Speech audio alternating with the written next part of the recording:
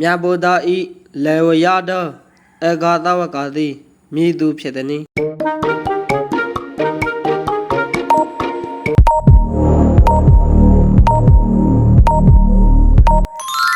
အရှင်သာရိပုတ္တရာယတဆေများသည်မိသည်ဘုဒ္ဓတွင်ရှိသည်နည်း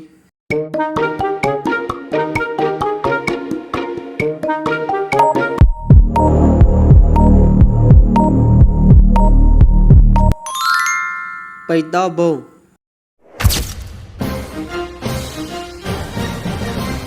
မြတ်ဗုဒ္ဓဤလေဝဲသောအဂါသဝကသည်မည်သူဖြစ်သည်နည်း